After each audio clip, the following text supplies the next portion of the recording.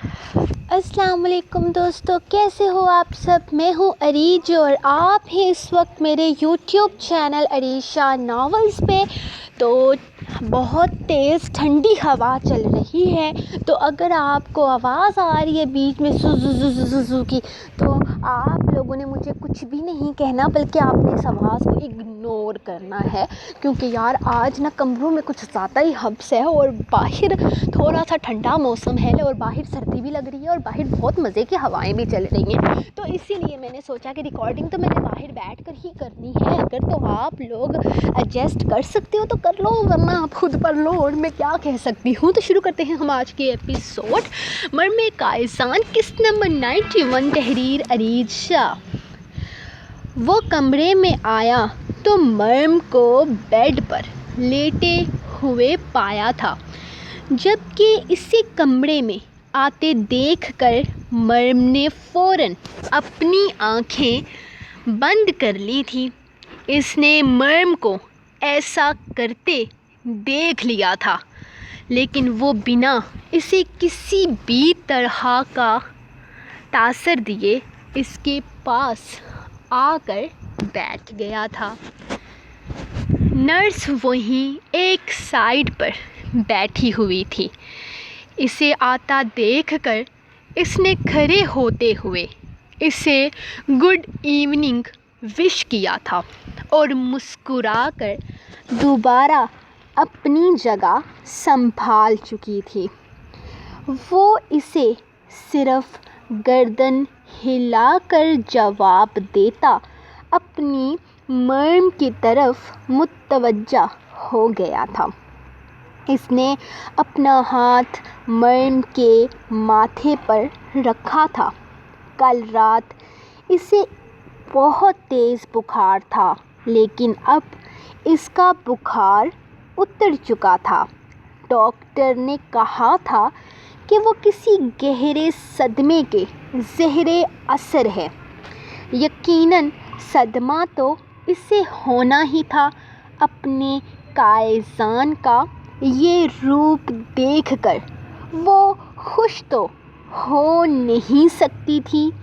وہ جانتا تھا کہ اس کا اصل روپ اسے کسی نہ کسی برے وقت سے گزرنے پر مجبور کر دے گا، لیکن اسے یقین تھا کہ وہ اپنی محبت اور چاہت سے سب کچھ ٹھیک کر دے گا۔ مرم، میری جان، میرا بچہ، آنکھیں کھولو۔ اس نے آہستہ آہستہ اس کے بالوں کو سہلایا تھا، جبکہ وہ اس کی پکار پر بھی آنکھیں نہیں کھول رہی تھی۔ اس نے دوبارہ آنکھیں کوشش کی۔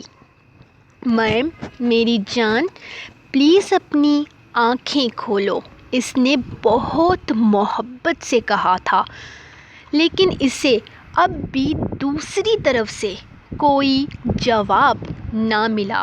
مرم، میرا بچہ، پلیز آنکھیں کھولو، اس طرح سے کیوں کر رہی ہو تم؟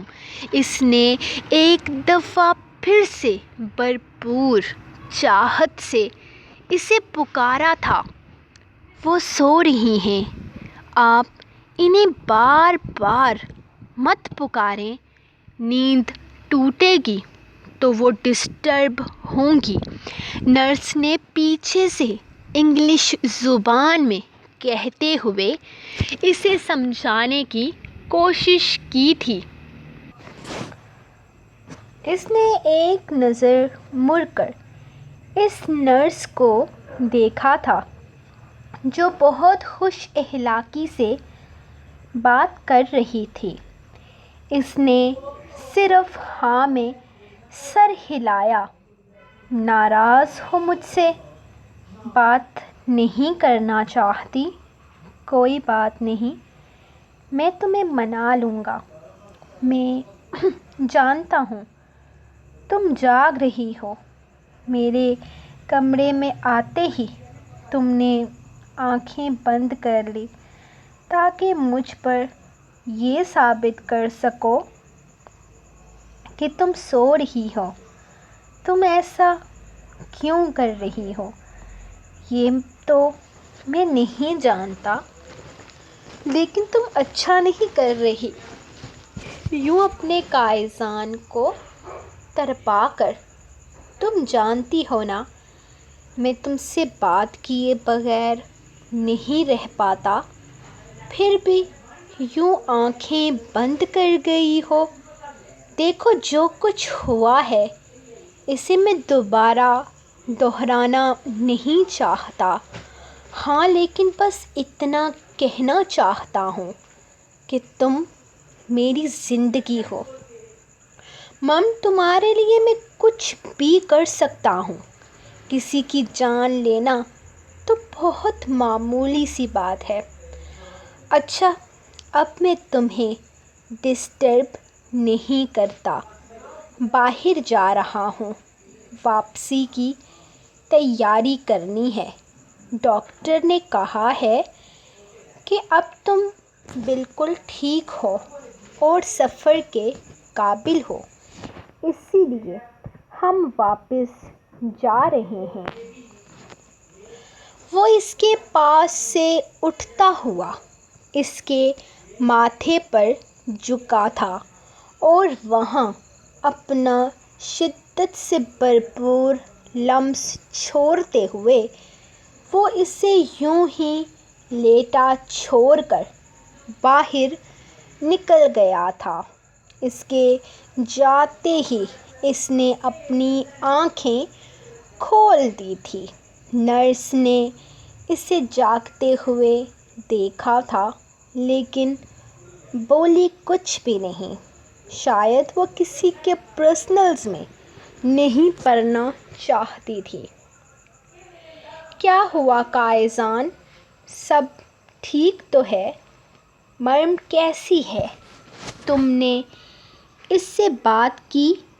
کہیں ان سب چیزوں کو اس نے ضرورت سے زیادہ سر پر تو نہیں سوار کر لیا؟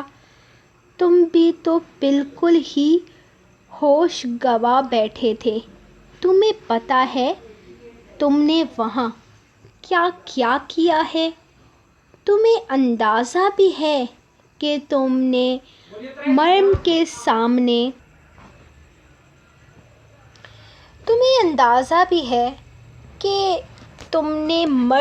سامنے نہ جانے کتنے لوگوں کی لاشیں گرا چکے ہو۔ تم نے کہا تھا کہ تم اپنا یہ روپ کبھی مریم کے سامنے نہیں لانا چاہتے، اسے نہیں بتانا چاہتے کہ تمہاری حقیقت کیا ہے، لیکن تم نے خود ہی اپنے ہاتھوں سے اپنا سب کچھ برباد کر دیا۔ میں سمجھ نہیں پا رہا تھا کہ تم یہ سب کچھ کیوں کر رہے ہو۔ میں نے کئی دفعہ تمہیں روکنے کی کوشش کی، تمہیں بتانے کی کوشش کی کہ مریم تمہیں دیکھ رہی ہے، لیکن تم تو جیسے کسی کی سن ہی نہیں رہے تھے۔ وہاں پر تم نے کسی ایک کو بھی زندہ نہیں چھوڑا، اور تمہیں پتہ ہے تم نے سمیر ہمدانی کے ساتھ کیا کیا ہے؟ کیا؟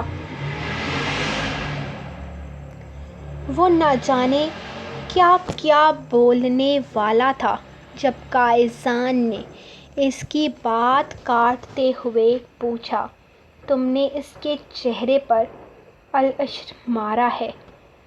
مجھے نہیں پتا کہ اس کے چہرے کی ہڈی بھی سلامت رہی ہے یا نہیں، وہ زندہ ہے یا مر گیا ہے، اندازہ نہیں ہے۔ ہاں لیکن اس کا ایک آدمی تھا سبیل نامی، وہ اسے وہاں سے اٹھا کر بھاگ گیا ہے۔ کچھ کہا نہیں جا سکتا کہ وہ زندہ ہوگا یا مر چکا ہوگا، لیکن اس کی حالت بہت خراب ہے۔ کم از کم اپنا چہرہ کبھی آئینے کے سامنے نہیں دیکھ پائے گا۔ اگر قسمت سے زندہ بچ بھی گیا تو رسل پریشانی سے بتا رہا تھا، رسل، میں نہیں جانتا میں وہاں کیا کیا کر کے آیا ہوں۔ مجھے کسی چیز کا ہوش نہیں تھا سوائے اس کے کہ ان لوگوں نے میری مرم کو وہاں اغوا کر کے رکھا ہے۔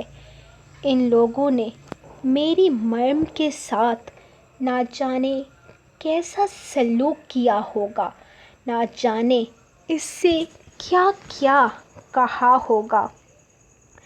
ایسا تو ہو نہیں سکتا کہ سمیر ہمدانی کے ہاتھ میری کمزوری لگ جائے اور وہ اسے میرے خلاف کرنے کی کوشش نہ کرے۔ میں یقین سے کہہ سکتا ہوں کہ سمیر ہمدانی نے مرم سے کچھ نہ کچھ ایسا کہا ہے کہ وہ مجھ سے بدظن ہو گئی ہے۔ تم نہیں جانتے وہ مجھ سے بات نہیں کر رہی۔ میں کتنی دیر اس کے سامنے بیٹھا رہا، اسے پکارتا رہا، لیکن اس نے آنکھیں نہیں کھولی۔ وہ مجھ سے بات نہیں کرنا چاہتی، میری شکل نہیں دیکھنا چاہتی۔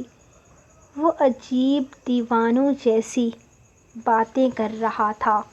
اس کے لب و لہجے میں عجیب سی دیوانگی جھلک رہی تھی، جیسے وہ ابھی کچھ نہ کچھ خراب کر دے گا، جیسے ابھی سب کچھ نیست و نابود کر دے گا، تباہ کر دے گا۔ اس کے لب و لہجے سے رسل کو خوف سا محسوس ہوا تھا۔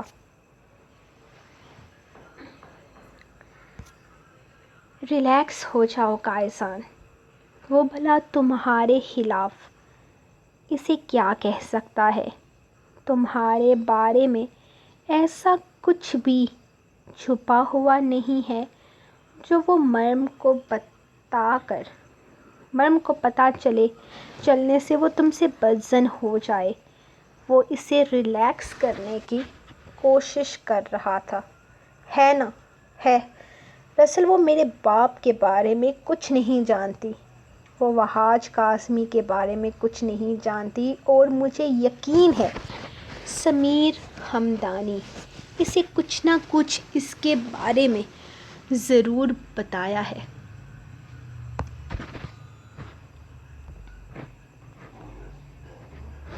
اور اگر سمیر ہمدانی نے اسے میرے باپ کے بارے میں کچھ بتایا ہے تو اسے خاموش نہیں ہونا چاہیے، اسے مجھ سے پوچھنا چاہیے نا۔ میں اسے سچ بتاؤں گا، میں اسے سب کچھ بتاؤں گا، لیکن وہ مجھ سے بات نہیں کر رہی۔ اس کا مطلب ہے کہ وہ مجھ پر یقین نہیں کر رہی۔ وہ اس سمیر ہمدانی کی باتوں پر یقین کر رہی ہے۔ قائصان اس وقت جو کچھ کہہ رہا تھا اس پر رسل ہرگز یقین نہیں کرنا چاہتا تھا۔ نہیں، ایسا کچھ بھی نہیں ہے، کچھ بھی نہیں۔ تم فضول میں پریشان ہو رہے ہو، اور وہ تم پر یقین کرے گی کیونکہ وہ تم سے پیار کرتی ہے۔ فی الحال وہ پریشان ہے، شاید ان سب چیزوں کو اپنی آنکھوں کے سامنے اس طرح ہوتے دیکھ کر گھبرا گئی ہے، اور کچھ بھی نہیں۔ اور ویسے بھی اس نے تو رہنا تو تمہارے ساتھ ہی ہے نا، حالات جو بھی ہوں۔ تم کون سا اسے خود سے دور جانے دو گے، تم اسے اپنا یقین دلاؤ گے۔ قائصان، اگر وہ سمیر ہمدانی کی باتوں میں آ بھی گئی ہے تو بھی وہ تم سے سوال ضرور کرے گی۔ کیونکہ اپنے دماغ میں چلتے سوالوں کے جواب وہ تم سے ہی مانگے گی نا، کسی اور کے پاس ان سوالوں کے جواب نہیں ہیں۔ باقی میں جاؤں گا اسے دیکھنے کے لیے، ابھی اس سے بات کروں گا۔ اگر اسے کوئی غلط فہمی ہے تو اسے سمجھاؤں گا، بے فکر ہو جاؤ۔ وہ اسے سمجھا رہا تھا جبکہ کائسان نے صرف ہاں میں سر ہلایا تھا، لیکن اس کے چہرے سے پریشانی صاف جھلک رہی تھی۔ وہ اپنی مریم کی آنکھوں میں اپنے لیے بے اعتباری نہیں دیکھ سکتا تھا۔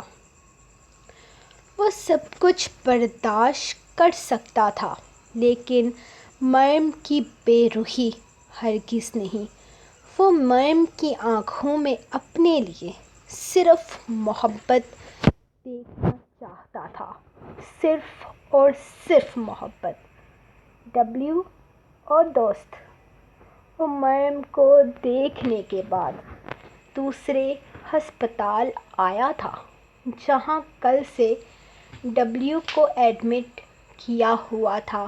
اس نے جیسے ہی اندر قدم رکھا تو ڈاکٹر نے اسے خوشخبری سنائی کہ ڈبلیو کے اندر موجود اس نشے کا سارا زہر وہ لوگ نکال چکے ہیں اور اب ان کا جانور بہت بہتر حالت میں ہے، لیکن ابھی تک وہ کچھ بول نہیں پا رہا۔ اس کی آنکھیں کھلی ہوئی ہیں لیکن شاید وہ خود کو کسی انجان جگہ پا کر بالکل خاموش ہو گیا ہے۔ ڈاکٹر کی بات سمجھتے ہی وہ تیزی سے ڈبلیو اندر آیا تھا۔ ڈبلیو بند آنکھیں کیے لیٹا ہوا تھا جبکہ وہ اس کے سر پہ ہاتھ رکھتے ہوئے بولا تو ڈبلیو جیسے اس کی آواز پہچان گیا۔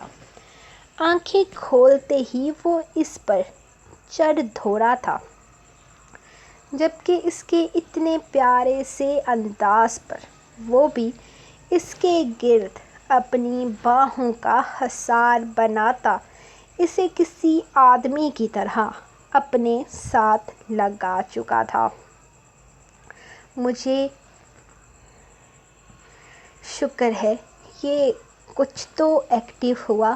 ہمیں لگا تھا کہ شاید اب تک زہر کی مقدار اس کے اندر موجود ہے تبھی یہ اتنا لیزی ہے، لیکن آپ کے آتے ہی یہ ایکٹیو ہو گیا۔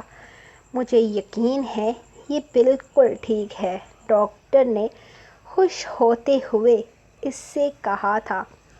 ہاں ڈاکٹر، ہمارا ڈبلیو بالکل ٹھیک ہے، آپ نے اسے ٹھیک کر دیا ہے۔ تھینک یو سو مچ۔ آپ نہیں جانتے کہ آپ نے ہمارے لیے کیا کیا ہے۔ ڈبلیو صرف ایک جانور نہیں بلکہ ہمارے لیے ہماری فیملی کا ممبر ہے۔ اس کے بغیر تو ہم لوگ رہ ہی نہیں سکتے۔ تھینک یو سو مچ۔ رفیل سچ میں بہت خوش ہو گیا تھا۔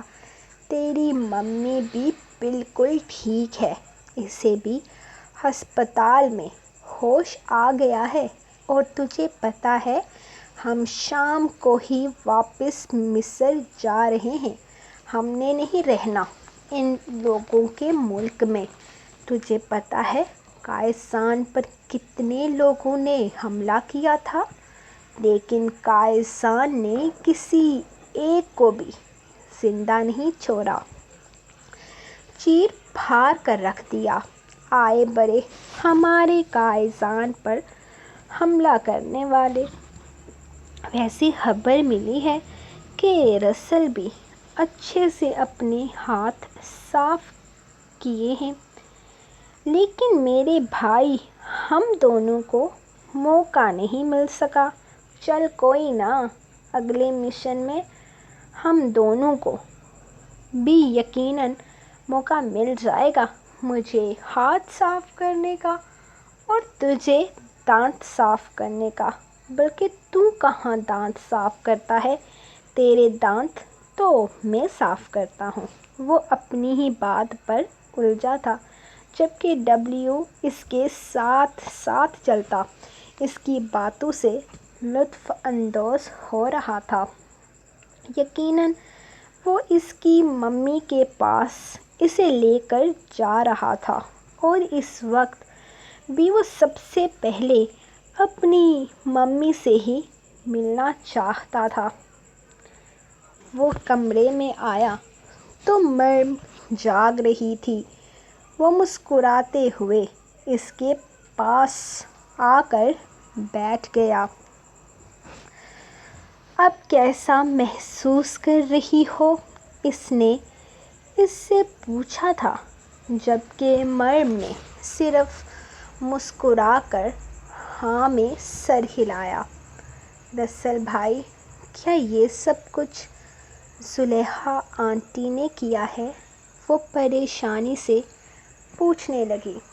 رسل انکار تو نہیں کر سکتا تھا، کیونکہ حقیقت یہی تھی کہ یہ سب کچھ زلیخا آنٹی نے ہی کیا تھا، اور اسے بھی اس بات کا افسوس تھا کہ اس نے صرف ہاں میں سر ہلا کر اس کے سامنے اس بات کی تصدیق کر دی تھی۔ اتنے دنوں سے اس کے ذہن میں صرف ایک ہی سوال چل رہا تھا، کیا اسے یہاں تک پہنچانے والی زلیخا آنٹی تھی؟ کیونکہ اسے یاد تھا کہ سونے سے پہلے زلیخا آنٹی نے ہی اسے لا کر کھانا دیا تھا، اور اس کے بعد جب اسے ہوش آیا تب وہ اس آدمی کی قید میں تھی، کائسان سے اتنی دور، نہ جانے کون سے ملک میں تھی۔ اس کا کائسان اسے ڈھونڈتے ہوئے یہاں آ پہنچا تھا۔ وہ اسے ڈھونڈنے میں کامیاب ہو گیا تھا، اور اگر وہ کامیاب نہ ہوتا تو نہ جانے کیا ہوتا۔ اور پھر اس شخص کی باتیں کتنی عجیب تھیں۔ اسے اس کی کچھ باتیں سمجھ میں آئی تھیں تو کچھ سمجھ میں نہیں آئی تھیں۔ اس آدمی نے کہا تھا کہ وہ کائسان کے باپ کا منہ بولا بیٹا ہے، یعنی کائسان کا بھائی، اور پھر اس آدمی کا یہ بھی کہنا تھا کہ اس نے اپنے ہی باپ کا قتل کیا ہے۔ یقیناً اس کا باپ ایک برا انسان ہوگا، کیونکہ کائسان کبھی کسی اچھے انسان کو نہیں مار سکتا تھا، چاہے کچھ بھی کیوں نہ ہو جائے۔ کائسان کبھی کسی اچھے انسان کے ساتھ غلط نہیں کر سکتا تھا۔ یقیناً وہ آدمی ہی برا تھا۔ اسے اپنے کائسان پر پورا یقین تھا، اور دنیا کی کوئی بھی طاقت اس یقین کو ڈگمگانے پر مجبور نہیں کر سکتی تھی۔ کائسان گینگسٹر تھا، غلط کام کرتا تھا، شاید اس نے دنیا میں ہر برا کام کیا ہوگا، لیکن کسی بے قصور کی جان لینا کائسان کاظمی کا کام نہیں تھا۔ وہ کسی بے قصور کو بے وجہ نہیں مار سکتا تھا۔ اتنا یقین تو وہ اتنے مہینوں میں اس پر کر ہی چکی تھی۔ ہاں، لیکن اس کے قتل کرنے والے انداز بہت وحشتناک تھا۔ وہ جب بھی کائسان کے بارے میں سوچتی، اس کی آنکھوں کے سامنے وہ خون سے سرخ ہوا چہرہ آ جاتا تھا، جو اسے خوف میں مبتلا کر دیتا تھا۔ تھوڑی دیر پہلے جب قائزان اس کے پاس بیٹھا تھا تب بھی اس کے اندر ایک وحشت سی بڑھ گئی تھی۔ وہ خوف میں مبتلا ہو گئی تھی۔ قائزان جس انداز میں وہ ٹوکا اس کی طرف قائزان نے جس انداز میں وہ ٹوکا اس کی طرف پھینکا تھا، اسے یہی لگا تھا کہ وہ اسے جان سے مارنے والا ہے۔ اور پھر سمیر ہمدانی کے وہ الفاظ، اس نے اپنے ہی باپ کو مار ڈالا، تو پھر اسے ختم کرنا بھی اس کے لیے ناممکن تو نہیں تھا۔ لیکن پھر بھی وہ اس سے محبت کرتا تھا اور یقیناً کوئی اپنی محبت کو یوں بے وجہ ختم نہیں کر سکتا تھا۔ اور جہاں تک اپنے باپ کو ختم کرنے کا سوال تھا تو کیوں اپنے ہی باپ کا وہ دشمن بن گیا تھا؟ ایسا کیا ہوا تھا اس کی ماضی میں کہ وہ اپنے ہی باپ سے نفرت کرتا تھا؟ اس کے ذہن میں بہت سارے سوال تھے اور ہر سوال کا جواب اسے چاہیے تھا۔ ہاں، لیکن قائزان کا وہ وحشت ناک روپ دیکھنے کی بھی ہمت اب اس میں نہیں تھی۔ سو گائز، یہ تھی آپ لوگوں کی آج کی ایپیسوڈ۔ ملیں گے نیکسٹ ایپیسوڈ کے ساتھ، تب تک کے لیے اپنی رائٹر کو دیں اجازت اور دعاؤں میں یاد رکھیں۔ اللہ حافظ۔